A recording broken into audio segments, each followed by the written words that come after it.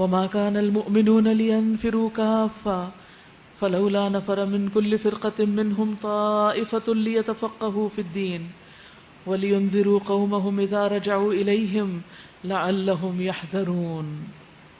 اور یہ کچھ ضروری نہ تھا کہ اہل ایمان سارے کے سارے ہی نکل کھڑے ہوتے، کیونکہ غزوہ تبوک میں سب کو نکلنے کا حکم دیا گیا، تو اس سے یہ اندیشہ ہوا کہ لوگوں کے ذہن میں یہ خیال نہ ہو کہ آئندہ بھی ہر جنگ میں ہر ایک کو ہی نکلنا ہے. فرمایا مگر ایسا کیوں نہ ہوا کہ ان کی آبادی کے ہر حصے میں کچھ لوگ نکل کر آتے اور دین کی سمجھ پیدا کرتے. اس کے بعد فی سبیل اللہ کام کو دو حصوں میں تقسیم کر دیا گیا، ایک ہے میدان جنگ میں لڑنا اور ایک ہے علم کے میدان میں جدوجہد کرنا. کہ جس طرح کچھ لوگ سرحدوں کی حفاظت کریں گے فی سبیل اللہ، اسی طرح کچھ لوگ ذہن کے اوپر افکار کی الغار جو انسان کو اللہ اور اس کے رسول سے دور کر دیتی ہے، متنفر کر دیتی ہے، اس کو فائٹ بیک کرنے کے لیے اپنے آپ کو تیار کریں گے. اور وہ کیا ہے؟ دین کی سمجھ بوجھ پیدا کرنا. تو یاد رکھیے یہاں اللہ تعالیٰ نے دین کی سمجھ بوجھ پیدا کرنا، دین کا سیکھنا اور سکھانا جہاد فی سبیل اللہ کے برابر قرار دیا ہے. اور واپس جا کر اپنے علاقے کے باشندوں کو خبردار کرتے تاکہ وہ بھی بچ جاتے، وہ بھی ڈرتے. تو اس سے کیا پتہ چلتا ہے کہ دین کی تعلیم کا کام ایسا ہونا چاہیے کہ اس کے لیے مراکز قائم کیے جائیں تاکہ لوگ گاؤں سے، دیہاتوں سے، دور دراز کے علاقوں سے جہاں ایسے سیکھنے سکھانے کی سہولت موجود نہ ہو، استاد نہ ہو، وہ ٹریول کر کے کسی ایک جگہ پر جمع ہوں، وہاں پر دین سیکھیں اور پھر سیکھنے کے بعد واپس جا کر اپنے علاقے میں دوسروں کو بھی سکھائیں. کیونکہ دین میں سمجھ بوجھ ہر انسان کا حق ہے. ہر انسان کے لیے ضروری ہے کہ وہ اللہ کی عبادت کرے، اور اللہ کی عبادت اس وقت تک ہو نہیں سکتی جب تک کہ عبادت کا طریقہ معلوم نہ ہو. جب طریقہ معلوم نہیں ہوگا، جب وضو کا طریقہ معلوم نہیں تو وضو ہی درست نہیں، جب وضو درست نہیں تو نماز درست نہیں، اور اگر وضو درست ہے اور نماز کا طریقہ نہیں معلوم تو نماز درست نہیں، اور نماز درست نہیں تو وہ قبول نہیں. اسی طرح کہ زکوٰۃ دینے کا طریقہ نہیں پتا تو زکوٰۃ ہی نہیں دیں گے لوگ، اس کی اہمیت نہیں پتا تو اس میں نہیں توجہ دیں گے. حج اور اسی طرح دین کے باقی تمام حلال حرام ان چیزوں کی تعلیم کو عام کرنا مسلمانوں کی ذمہ داری ہے. یہ ایک فریضہ ہے. طلب العلم فریضۃ علی کل مسلم. اس لیے اس میں جان اور مال دونوں لگانے کی ضرورت ہے. جس کو اللہ جتنا بھی موقع عطا کرے، اور یہ تقسیم کار یہاں بتا دی گئی، ڈویژن آف ورک بتا دی گئی، کیونکہ لوگوں کی صلاحیتیں مختلف ہوتی ہیں. کچھ لوگ میدان جنگ میں جا کر زیادہ بہتر کام کر سکتے ہیں کہ جسمانی طور پر زیادہ اسٹرانگ ہوتے ہیں، اور کچھ لوگ ذہنی طور پر زیادہ اسٹرانگ ہوتے ہیں، یعنی وہ انٹلیکچوئل زیادہ ہوتے ہیں، یا پڑھنے لکھنے کا شغف زیادہ رکھتے ہیں، یا درس و تدریس اور تعلیم و تعلم کا کام بہترین طریقے پہ کر سکتے ہیں. تو انہیں ایسے سرکلز بنانے چاہیے، ایسی جگہیں، ایسے سینٹرز، ایسے مقامات، ایسے مراکز بنانے چاہیے کہ جہاں پر یہ کام ہو. اور قرآن مجید کی اسی آیت کو پڑھ کر اللہ تعالیٰ نے میرے دل میں الہدا کے قائم کرنے کا خیال ڈالا تھا، اور نقشہ بھی یہی تھا، اور تصور اور امیجنیشن بھی یہی تھا کہ ہر علاقے سے لوگ آئیں اور یہاں پر سیکھیں، اور جب سیکھ چکے پھر واپس جا کر اپنے علاقے میں جن لوگوں کو نہیں آتا ان کو سکھائیں، اور کسی نہ کسی طرح علم کے کام میں کنٹریبیوشن کریں. اللہ سبحانہ و تعالیٰ نے یہ خواب تو پورا کیا کہ مرکز قائم ہو گیا جس میں آپ بیٹھے ہوئے ہیں، اور اللہ نے اس کے علاوہ بھی چھوٹے چھوٹے مرکز بنوا دیے. لیکن اب یہ آپ کا فرض ہے، جو ہمارا فرض تھا ہم نے پورا کیا کہ پڑھنے لکھنے کے مواقع فراہم کر دیے. اب آنے والوں کا فریضہ یہ بنتا ہے کہ وہ اس وقت سے پورا پورا فائدہ اٹھائیں، خوب خوب سیکھیں، اور واپس جا کر اس فریضے کو انجام دیں. کیونکہ اللہ سبحانہ تعالیٰ کے نزدیک افضل ترین وہ لوگ ہیں جو اپنی جان اور مال سے جہاد کرتے ہیں. یہ کوئی کمائی کرنے کا ذریعہ نہیں، یہ کوئی مال کمانے کا ذریعہ نہیں، کوئی بزنس سینٹر نہیں ہے کہ یہاں سے کوئی ڈگری اور سرٹیفکیٹ لیں اور جا کے کہیں پر جاب کر لیں. جیسے دنیا کے تعلیمی ادارے اس وقت بزنس سینٹرز بن چکے ہیں. جتنا زیادہ مہنگا کوئی ڈگری ہے اتنی زیادہ پھر اس کے بعد بڑی جاب ہے کہ جس سے آپ مزید دنیا کما سکتے ہیں. تو اکثر لوگ آپ سے سوال بھی کریں گے کہ اس کے پڑھنے کے بعد کیا جاب ملے گی. اس کے پڑھنے کے بعد ہم اللہ کی جاب کرتے ہیں، اور اس میں لینے کی بجائے دینے کی طرف پوری توجہ ہونی چاہیے. کیونکہ اللہ کا یہ وعدہ ہے ان تنصروا اللہ ینصرکم، اگر تم اللہ کی مدد کرو گے اللہ تمہاری مدد کرے گا. جب ہم دینے کی نیت سے داخل ہوں گے اور دینے کی نیت سے یہ سب کچھ سیکھیں سکھائیں گے تو باقی سارے کام اللہ کے ذمے ہو جائیں گے. غیب سے اللہ کی طرف سے مدد آئے گی، لیکن اگر ہم اس کام کو نہیں کرتے تو پھر اللہ کے ہاں پوچھ بھی بڑی سخت ہے کہ یہ سارا علم کس لیے سیکھا اور یہ ساری فیسلٹیز اور سہولتیں کس لیے تھیں تاکہ تم یہ کام نہ کرو. تو اس لیے اس آیت کو پھر غور سے پڑھ لیجئے کہ وَمَا كَانَ الْمُؤْمِنُونَ لِيَنْفِرُوا كَافَّةً، کچھ ایسا ضروری نہ تھا کہ سارے مومن ہی نکل پڑے ہوں. نفر کا مطلب ہے جنگ کے لیے نکلنا. فلولا نفر من کل فرقۃ منہم طائفۃ لیتفقہوا فی الدین. پھر کیوں نہ نکلی ایک جماعت ہر بڑے گروہ میں سے کہ وہ دین میں سمجھ بوجھ پیدا کرے. کیونکہ سب لوگوں کا شہروں میں آ کر اور بڑے مراکز میں آ کے سیکھنا آسان نہیں. ہر شخص کے پاس اتنے وسائل بھی نہیں اور ذمہ داریاں بھی ایسی ہوتی کہ وہ اپنے گھر نہیں چھوڑ سکتے. تو جن لوگوں کو اللہ نے موقع اور توفیق دی وہ گھر چھوڑ کر سیکھیں اور واپس جا کے وَلْيُنذِرُوا قَوْمَهُمْ اپنی قوم کو، اپنے بستی کو، اپنے علاقے کو، اپنے خاندان کو، اپنے لوگوں کو سکھائیں. اذا رجعوا الیہم جب ان کی طرف لوٹ کر جائیں. لعلہم یحذرون تاکہ وہ بھی ڈرنے لگ جائیں. یعنی اللہ کا ڈر اس دین کے علم کی وجہ سے جو آپ کے اندر پیدا ہوا ہے ان کے اندر بھی آ جائے. اور اس علم کے سیکھنے کی فضیلت کتنی ہے. نبی صلی اللہ علیہ وسلم نے فرمایا جو شخص صبح کے وقت اس لیے مسجد کی طرف نکلا کہ بھلائی سیکھے یا سکھائے تو اس کے لیے پورا حج ادا کرنے والے کی مانند اجر ہے. صحیح الترغیب و ترہیب کی حدیث ہے. یعنی اگر آپ گھر سے نکلتے ہیں مسجد کی طرف، یعنی مرکز، اس زمانے میں مدارس تو قائم نہیں ہوئے تھے، مسجد ہی مدرسہ بھی تھی. تعلیم کی مجلسیں کہاں ہوتی تھی؟ مسجد نبوی کے اندر ہوتی تھی. اب انتظامی سہولت کے تحت مسجد کے ساتھ ہونے لگی یا الگ سے بنائے گئے تعلیمی مراکز. تو دوبارہ حدیث سن لیجئے. جو شخص صبح کے وقت اس لیے مسجد کی طرف نکلا تاکہ بھلائی سیکھے یا سکھائے، ایدر اسٹوڈنٹ اور ٹیچر، دونوں کے لیے ہے یہ اجر. اس کے لیے پورا حج ادا کرنے کے مانند اجر ہے. اتنا بڑا ثواب، اتنا بڑا مقام. لیکن چونکہ ہمیں وہ نظر نہیں آتا اس لیے چھوٹی چھوٹی باتوں کا بہانہ کر کے چھٹی کر لیتے ہیں. اور آپ یقین کیجئے کہ جب آپ ہمت کر لیتے ہیں، ارادہ کر لیتے ہیں تو اللہ تعالیٰ ایسے رستے آسان کرتا ہے کہ آپ سوچ بھی نہیں سکتے. اور پھر یہ انبیاء کا ورثہ ہے. علماء انبیاء کے وارث ہیں. اور بے شک انبیاء کی وراثت درہم و دینار نہیں ہوتی بلکہ ان کی میراث علم ہے. جس نے اسے حاصل کیا اس نے انبیاء کی وراثت سے بہت سارا حصہ حاصل کر لیا. یعنی آپ سب اس وقت کیا لے رہے ہیں؟ انبیاء کی وراثت لے رہے ہیں. بہترین مال ہے جو حاصل کر رہے ہیں. مال میں اس لیے کہہ رہی ہوں کہ مال سے ہم خوش ہوتے ہیں. علم کا لفظ چھوٹا سا لگتا ہے، حالانکہ مال سے بڑھ کر ہے علم حاصل کرنا، زیادہ بڑی دولت ہے. رسول اللہ صلی اللہ علیہ وسلم نے فرمایا ہر نبی کے لیے ایک دعا ہوتی ہے جو ضرور قبول کی جاتی ہے. تو ہر نبی نے اپنی اس دعا کو مانگ لیا ہے، وہ مانگ چکے ہیں. اور میں نے اپنی دعا کو قیامت کے دن اپنی امت کی شفاعت کے لیے سنبھال کر رکھا ہوا ہے. اگر اللہ نے چاہا تو میری شفاعت میری امت کے ہر اس آدمی کے لیے ہوگی جو اس حال میں فوت ہوا کہ اس نے اللہ کے ساتھ کسی کو شریک نہیں کیا. تو یہ شرک کو ایلیمینیٹ کرنا اور شرک کو ختم کرنا یہ کب ہوگا؟ جب صحیح توحید کا علم ہوگا، قرآن کا علم ہوگا. تو اس لیے ہم میں سے ہر ایک کو اس کے لیے حریص ہونا چاہیے کہ ہم نبی صلی اللہ علیہ وسلم کی شفاعت کے مستحق قرار پائیں دین کے علم کو عام کر کے. پھر فرمایا یا ایھا الذین آمنوا قاتلوا الذین یلونکم من الکفار ولیجدوا فیکم غلظہ. اے لوگو جو ایمان لائے ہو، جنگ کرو ان منکرین حق سے جو تم سے قریب ہیں، اور چاہیے کہ وہ تمہارے اندر سختی پائیں، اور جان لو کہ اللہ متقیوں کے ساتھ ہے.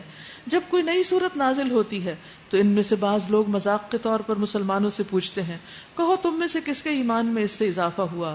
اس کا جواب یہ ہے کہ جو لوگ ایمان لائے ہیں ان کے ایمان میں تو فی الواقع ہر نازل ہونے والی صورت نے اضافہ ہی کیا ہے. ہر صورت سے ایمان بڑھتا چلا جا رہا ہے اور وہ اس سے دلشاد ہیں، خوش ہیں. البتہ جن لوگوں کے دلوں کو نفاق کا روگ لگا ہوا تھا ان کی سابق نجاست پر ہر نئی صورت نے ایک اور نجاست کا اضافہ کر دیا اور وہ مرتے دم تک کفر ہی میں مبتلا رہے. کیا یہ لوگ دیکھتے نہیں کہ ہر سال 1-2 مرتبہ یہ آزمائش میں ڈالے جاتے ہیں، مگر اس پر بھی نہ توبہ کرتے ہیں نہ کوئی سبق لیتے ہیں. جب کوئی صورت نازل ہوتی ہے تو یہ لوگ آنکھوں ہی آنکھوں میں ایک دوسرے سے باتیں کرتے ہیں. یعنی منافقین کا طریقہ کیا ہے کہ بجائے اس کے کہ خوش ہوں کہ نئی صورت آئی، وہ پھر پریشان ہوتے ہیں کہ پتہ نہیں اب مزید کیا بات آ جائے گی اور کون سا حکم اور کون سی ذمہ داری پڑ جائے گی. تو آنکھوں ہی آنکھوں میں ایک دوسرے سے باتیں کرتے ہیں کہ کہیں کوئی تم کو دیکھ تو نہیں رہا، پھر چپکے سے نکل بھاگتے ہیں کہ کوئی کام ہم پہ نہ آ پڑے، کہ اللہ تعالیٰ حکم دے جان لگانے یا مال لگانے کو اور ہمارا نام نہ لکھا جائے اس میں کہیں. اللہ نے ان کے دل پھیر دیے کیونکہ یہ نا سمجھ لوگ ہیں. لا یفقہون. تو نا سمجھی جو ہے وہ بہت بڑی مصیبت ہے. اکثر لوگ کہتے ہیں کچھ نہ پڑھو ورنہ حساب دینا پڑے گا. تو یہاں پر آپ دیکھیے کہ منافقین کی علامت بار بار قرآن میں لا یفقہون بتائی گئی. تو اس سے کیا پتہ چلتا ہے کہ لا یفقہون نا سمجھی عذاب ہے، باعث ذلت ہے، باعث رسوائی ہے. خوشی کی بات نہیں کہ ہم چپکے سے بھاگ نکلے کہ ہمیں پتہ ہی نہیں تو ہم بھولے بن کے کہہ دیں گے اللہ ہمیں تو پتہ ہی نہیں تھا کہ تو کیا فرماتا تھا، تو ہم کیا کرتے. لقد جاءکم رسول من انفسکم عزیز علیہ ما عنتم حریص علیکم بالمؤمنین رؤوف الرحیم.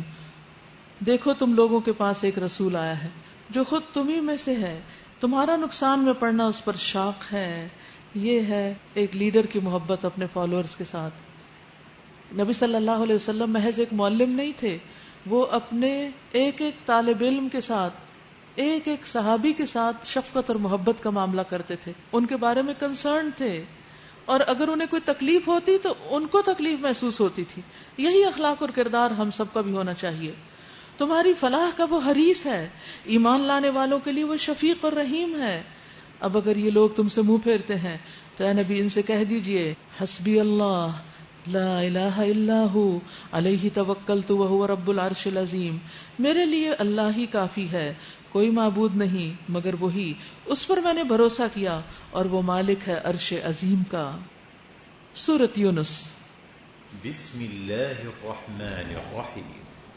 الف لام را تلك آیات الكتاب الحکیم. أكان للناس عجبا أن أوحينا إلى رجل منهم أن أنذر الناس وبشر الذين آمنوا أن لهم قدم صدق عند ربهم. قال الكافرون إن هذا لساحر مبين. ربكم الله الذي خلق السماوات والأرض في 6 أيام ثم استوى على العرش يدبر الأمر ما من شفيع إلا من بعد إذنه ذلكم الله ربكم فاعبدوه أفلا تذكرون.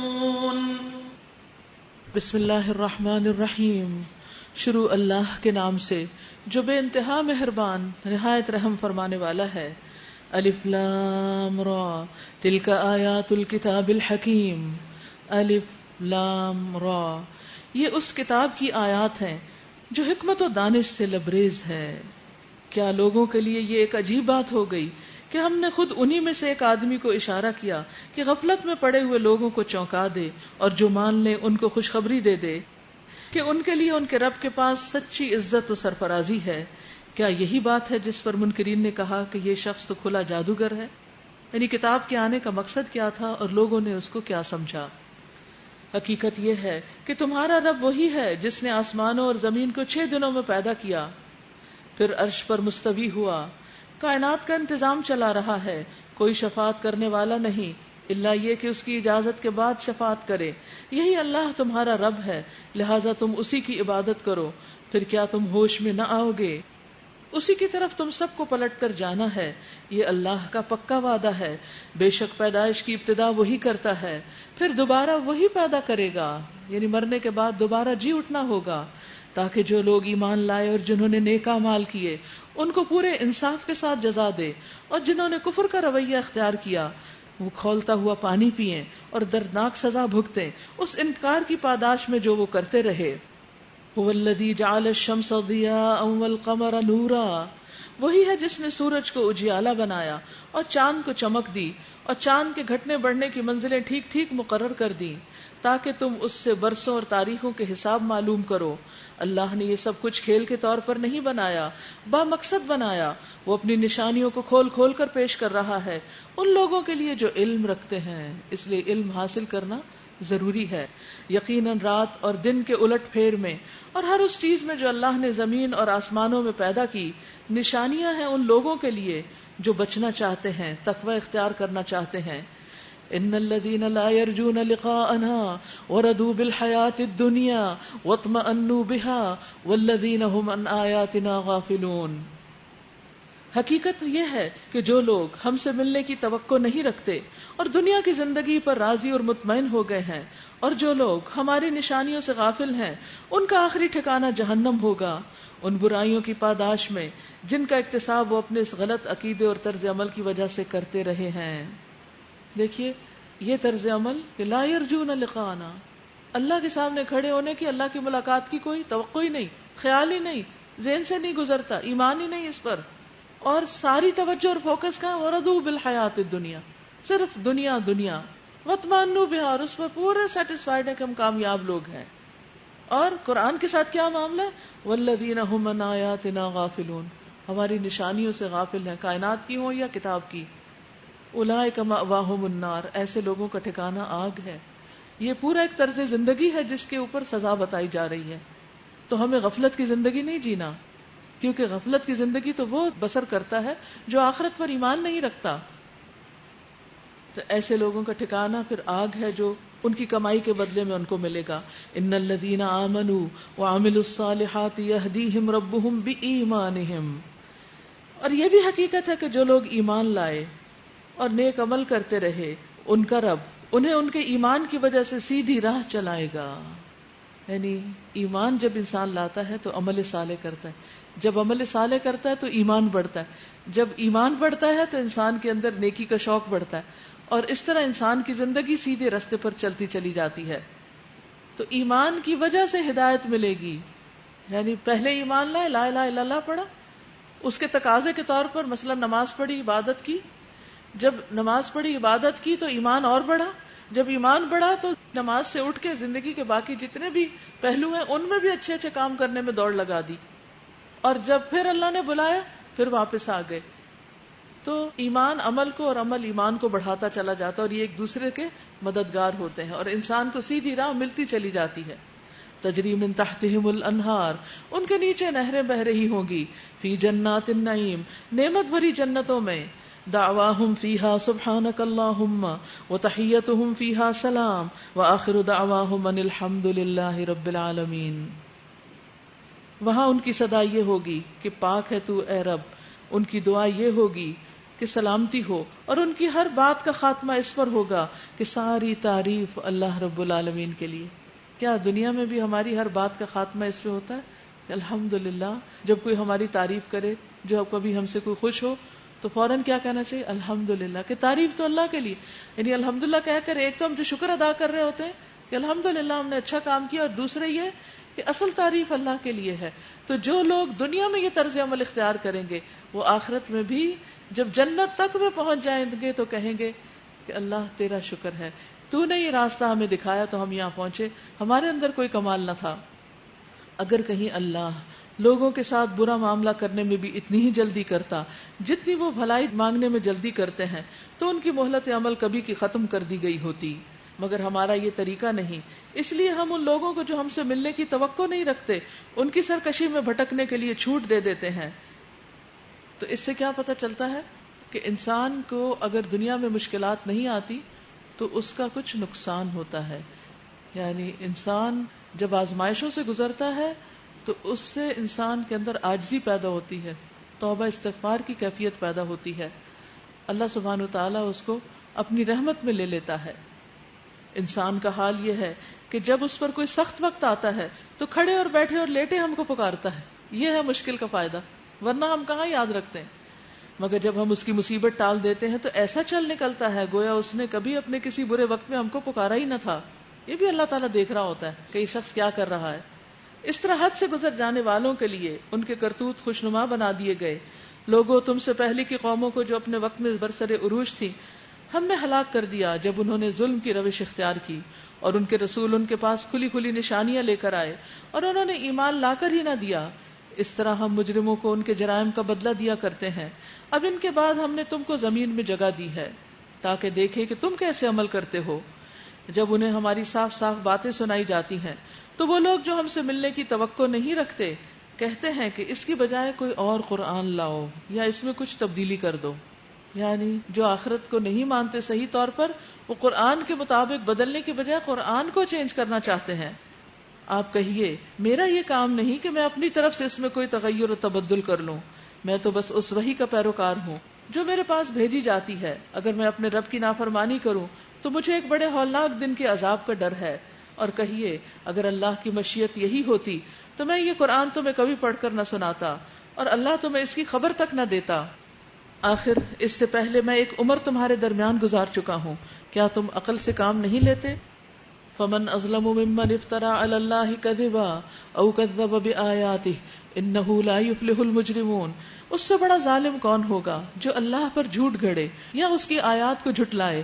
بے شک حقیقت یہ ہے کہ مجرم لوگ کبھی فلاح نہیں پاتے، کامیاب نہیں ہو سکتے.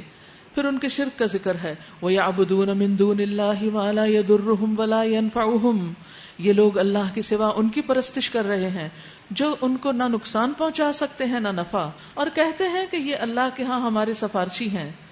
آپ ان سے کہیے کیا تم اللہ کو اس بات کی خبر دیتے ہو جسے نہ وہ آسمانوں میں جانتا ہے نہ زمین میں، یعنی جس بات کا کوئی وجود ہی نہیں کہ وہ سفارشی ہو. پاک ہے وہ اور بالا و برتر اس شرک سے جو یہ لوگ کرتے ہیں.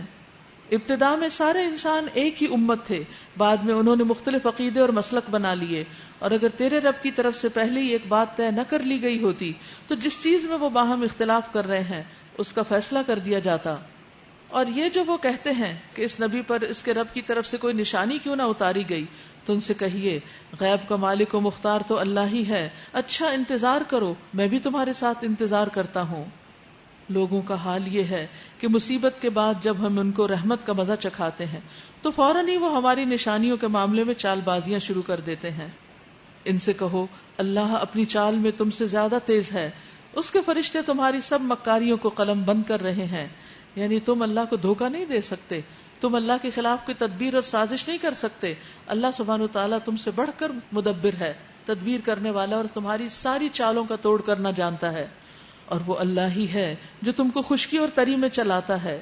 چنانچہ جب تم کشتیوں میں سوار ہو کر باد موافق پر فرحاں و شاداں سفر کر رہے ہوتے ہو اور پھر یکایک باد مخالف کا زور ہوتا ہے اور ہر طرف سے موجوں کے تھپیڑے لگنے لگتے ہیں اور مسافر سمجھ لیتے ہیں کہ طوفان میں گر گئے، اس وقت سب اپنے دین کو اللہ ہی کے لیے خالص کر کے اس سے دعائیں مانگتے ہیں کہ اگر تو نے ہم کو اس بلا سے نجات دی تو ہم تیرے شکر گزار بندے بنیں گے. یعنی مصیبت میں پھر وہ اللہ ہی کو پکارتے ہیں. دعوا اللہ مخلصین لہ الدین، پھر انہیں کوئی اور یاد نہیں آتا. رسول اللہ صلی اللہ علیہ وسلم نے فرمایا اللہ تعالیٰ سے قبولیت کے یقین کے ساتھ دعا مانگا کرو، جان لو کہ بے شک اللہ غافل دل کی دعا نہیں سنتا. تو یہاں پر اس حدیث کو لانے کا مقصد یہ ہے کہ ایسا شخص جو اللہ کا انکاری بھی ہوتا ہے، دہریہ اور منکر بھی ہوتا ہے، جب مصیبت پڑتی ہے تو پورے دل سے اللہ سے دعا کرتا ہے اور اس کی دعا قبول ہو جاتی، اللہ ان کی بھی سنتا ہے. تو کیا وہ اپنے بندوں کی نہیں سنے گا، مومنوں کی نہیں سنے گا؟ شرط کیا ہے کہ جب مانگو توجہ سے مانگو، ضرور ملے گا. مگر جب وہ ان کو بچا لیتا ہے تو پھر وہی لوگ حق سے منحرف ہو کر زمین میں بغاوت کرنے لگتے ہیں. لوگوں تمہاری یہ بغاوت الٹی تمہاری خلاف پڑ رہی ہے. دنیا کے چند روزہ مزے ہیں، لوٹ لو، پھر تمہیں ہماری ہی طرف پلٹ کر آنا ہے. اس وقت ہم تمہیں بتا دیں گے کہ تم کیا کچھ کرتے رہے ہو. دنیا کی یہ زندگی جس کے نشے میں مست ہو کر تم ہماری نشانیوں سے غفلت برت رہے ہو، اس کی مثال ایسی ہے جیسے ہم نے آسمان سے پانی برسایا تو زمین کی پیداوار جسے آدمی اور جانور سب کھاتے ہیں خوب گھنی ہو گئی. پھر عین اس وقت جب کہ زمین اپنی بہار پر تھی اور کھیتیاں بنی سنوری کھڑی تھیں، ان کے مالک سمجھ رہے تھے کہ اب ہم ان سے فائدہ اٹھانے پر قادر ہیں. یکایک رات کو یا دن کو ہمارا حکم آ گیا اور ہم نے اسے ایسا غارت کر کے رکھ دیا کہ گویا کل وہاں کچھ تھا ہی نہیں. اس طرح ہم نشانیاں کھول کھول کر پیش کرتے ہیں ان لوگوں کے لیے جو سوچنے سمجھنے والے ہیں. یعنی اللہ سبحانہ وتعالیٰ نے واضح طور پر بتا دیا کہ اللہ دعائیں سنتا ہے، لیکن سننے کے بعد پھر تم اپنی پرانی روش پر جب لوٹ جاتے ہو تو بھی اللہ کو پتا ہوتا ہے، اور جہاں جہاں تمہارے جو بھی اعمال ہوتے ہیں ان سب کا بھی اس کو علم ہے. یہ سب کچھ کیوں ایسا ہو رہا ہے کہ تم تکلیف میں اللہ کو پکار کے خوشحالی میں بھول جاتے ہو؟ کیونکہ تم دنیا کی محبت میں مبتلا ہو. تو یاد رکھو دنیا کی حقیقت تو یہ ہے جو ان آیات میں بیان کر دی گئی ہے. واللہ یدعو الی دار السلام، اور اللہ دار السلام کی طرف دعوت دیتا ہے، یعنی جنت کی طرف بلا رہا ہے. دنیا کے حقیر فائدوں کو چھوڑ کر اس ہمیشہ کی جنت کی طرف لپکو. وَيَهْدِي مَن يَشَاءُ إِلَىٰ صِرَاطٍ مُسْتَقِيمٍ، اور وہ جس کو چاہتا ہے صراط مستقیم کی طرف ہدایت دیتا ہے. لِلَّذِينَ أَحْسَنُوا الْحُسْنَىٰ وَزِيَادَةٌ، جن لوگوں نے بھلائی کا طریقہ اختیار کیا ان کے لیے بھلائی ہے اور مزید فضل بھی. اور یہ مزید فضل کیا ہے؟ اللہ سبحانہ وتعالیٰ کا دیدار. اور یہ دیدار کیسے ہوگا؟ رسول اللہ صلی اللہ علیہ وسلم نے فرمایا جنت میں چاندی کے 2 باغ ہوں گے جن کے تمام برتن اور دوسری چیزیں چاندی کی ہوں گی، اور 2 باغ سونے کے ہوں گے جن کے برتن اور ساری چیزیں سونے کی ہوں گی. اور جنت عدن میں جنتیوں کے اپنے رب کے دیدار میں کوئی چیز رکاوٹ نہ ہوگی سوائے کبریائی کی چادر کے جو اس کے چہرے پر ہوگی، یعنی اللہ سبحانہ وتعالیٰ کے. تو جو لوگ اچھے کام کرتے ہیں اللہ سبحانہ وتعالیٰ ان کو اپنا دیدار کروائے گا. کس طرح کروائے گا اس کی حقیقت اللہ کو معلوم ہے. احادیث سے یہ پتہ چلتا ہے جو آپ کے سامنے رکھا ہے. ان کے چہروں پر روسیائی اور ذلت نہ چھائے گی، اللہ ان کو اعزاز و اکرام بخشے گا. وہ جنت کے مستحق ہیں جہاں وہ ہمیشہ رہیں گے. اور جن لوگوں نے برائیاں کمائیں ان کی برائی جیسی ہے ویسا ہی وہ بدلہ پائیں گے. ذلت ان پر چھا رہی ہوگی مگر اللہ سے کوئی بھی ان کو بچانے والا نہ ہوگا. ان کے چہروں پر ایسی تاریکی چھائی ہوئی ہوگی جیسے رات کے سیاہ پردے ان پر پڑے ہوئے ہوں. وہ دوزخ کے مستحق ہیں جہاں وہ ہمیشہ رہیں گے. جس روز ہم ان سب کو ایک ساتھ اپنی عدالت میں اکٹھا کریں گے، پھر ان لوگوں سے جنہوں نے شرک کیا ہے کہیں گے کہ ٹھہر جاؤ تم بھی اور تمہارے بنائے ہوئے شریک بھی. پھر ہم ان کے درمیان سے اجنبیت کا پردہ ہٹا دیں گے اور ان کے شریک کہیں گے تم ہماری عبادت تو نہیں کرتے تھے، ہمارے اور تمہارے درمیان اللہ کی گواہی کافی ہے. اگر تم ہماری عبادت کرتے بھی تھے تو ہم تو تمہاری اس عبادت سے بالکل بے خبر تھے. یعنی دنیا میں جن فرشتوں کو دیوی دیوتا قرار دے کر لوگ ان کی پوجا کرتے ہیں، قیامت کے دن وہ فرشتے بالکل انکار کر دیں گے. جن انسانوں کو بزرگ پیر فقیر مان کر ان کی عبادت کرتے ہیں وہ اس سے بری ذمہ ہو جائیں گے. وہ کہیں گے کہ ہم تو بالکل بے خبر تھے، ہمیں نہیں معلوم تھا کہ تم کیا کر رہے ہو. اس وقت ہر شخص اپنے کیے کا مزہ چکھ لے گا. سب اپنے حقیقی مالک کی طرف پھیر دیے جائیں گے اور وہ سارے جھوٹ جو انہوں نے گھڑ رکھے تھے گم ہو جائیں گے. ان سے پوچھو کون تم کو آسمان اور زمین سے رزق دیتا ہے؟ کون تم کو آسمان اور زمین سے رزق دیتا ہے؟ یہ سماعت اور بینائی کی قوتیں کس کے اختیار میں ہیں؟ کیا یہ فرشتے دے رہے ہیں یا کوئی انسان دے رہے ہیں یا کوئی بزرگ؟ اگر بزرگ دیتے ہیں تو ان کی اپنی نگاہیں کیوں کمزور ہو جاتی ہیں؟ وہ کیوں اینک لگا لیتے ہیں؟ یا وہ کیوں بیمار پڑ جاتے ہیں؟ وہ مر کیوں جاتے ہیں؟ وہ قبر میں کیوں چلے جاتے ہیں؟ ساری طاقت اور اختیار، ہر نفع نقصان کا مالک اللہ سبحانہ وتعالی ہے. اس لیے جب بھی کوئی حاجت ہو تو صرف اللہ سے مانگے، اور جب بھی کسی مصیبت سے بچنا ہو تو کسی اور کو نہیں پکاریں، صرف اللہ کو پکاریں. کون بے جان سے جاندار کو اور جاندار میں سے بے جان کو نکالتا ہے؟ کون اس نظم عالم کی تدبیر کر رہا ہے؟ وہ ضرور کہیں گے کہ اللہ. پھر تم حقیقت کے خلاف چلنے سے پرہیز کیوں نہیں کرتے؟ تب تو یہی اللہ تمہارا حقیقی رب ہے. پھر حق کے بعد گمراہی کے سوا اور کیا باقی رہ گیا ہے؟ آخر یہ تم کدھر پھرائے جا رہے ہو؟ اس طرح نافرمانی اختیار کرنے والوں پر تمہارے رب کی بات صادق آ گئی ہے کہ وہ مان کر نہ دیں گے. ان سے پوچھو تمہارے ٹھہرائے ہوئے شریکوں میں کوئی ہے جو تخلیق کی ابتدا بھی کرتا ہو، جس کا کچھ پیدا کیا ہوا اور پھر اس کا اعادہ بھی کرے، یعنی ختم کر کے دوبارہ پھر بنا سکے؟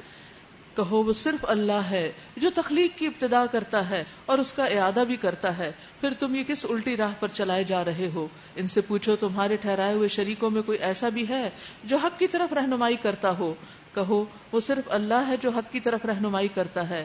پھر بھلا بتاؤ جو حق کی طرف رہنمائی کرتا ہے وہ اس کا زیادہ مستحق ہے کہ اس کی پیروی کی جائے، یا وہ جو خود راہ نہیں پاتا الا یہ کہ اس کی رہنمائی کی جائے؟ آخر تمہیں کیا ہو گیا ہے؟ کیسے الٹے فیصلے کرتے ہو؟ یعنی جس کو خود ہدایت چاہیے وہ دوسروں کو رہنما کیسے ہو سکتا ہے؟ تو بندے تو خود رہنمائی کے محتاج ہیں، تو ہدایت تو اللہ دیتا ہے، اس لیے عبادت بھی اللہ ہی کی ہونی چاہیے. حقیقت یہ ہے کہ ان میں اکثر لوگ محض قیاس اور گمان کے پیچھے چلتے چلے جا رہے ہیں، حالانکہ گمان حق کی ضرورت کو کچھ بھی پورا نہیں کرتا. جو کچھ یہ کر رہے ہیں اللہ اس کو خوب جانتا ہے. اور یہ قرآن وہ چیز نہیں جو اللہ کی وحی اور تعلیم کے بغیر تصنیف کر لیا جائے. کوئی انسان اس کو نہیں بنا سکتا، بلکہ یہ تو جو کچھ پہلے آ چکا تھا اس کی تصدیق اور الکتاب کی تفصیل ہے. اور اس میں کوئی شک نہیں کہ یہ اللہ رب العالمین کی طرف سے ہے. کیا یہ لوگ کہتے ہیں کہ پیغمبر نے اسے خود گھڑ لیا؟ کہو اگر تم اپنے اس الزام میں سچے ہو تو ایک صورت اس جیسی بنا لاؤ اور ایک اللہ کو چھوڑ کر جس کو بلا سکتے ہو مدد کے لیے بلاؤ. اصل یہ ہے کہ جو چیز ان کے علم کی گرفت میں نہیں آئی اور جس کا انجام بھی ان کے سامنے نہیں آیا اس کو انہوں نے جھٹلا دیا. اسی طرح تو ان سے پہلے کے لوگ بھی جھٹلا چکے ہیں. پھر دیکھ لو ان ظالموں کا کیا انجام ہوا. ان میں سے کچھ لوگ ایمان لائیں گے اور کچھ نہیں لائیں گے، اور تیرا رب ان مفسدوں کو خوب جانتا ہے. اگر یہ تجھے جھٹلاتے ہیں تو کہہ دیجئے کہ میرا عمل میرے لیے اور تمہارا عمل تمہارے لیے، جو کچھ میں کرتا ہوں اس کی ذمہ داری سے تم بری ہو، اور جو کچھ تم کر رہے ہو اس کی ذمہ داری سے میں بری ہوں۔ وَمِنْهُمْ مَنْ يَسْتَمِعُونَ إِلَيْكَ أَفَأَنْتَ تُسْمِعُ الصُّمَّ وَلَوْ كَانُوا لَا يَعْقِلُونَ۔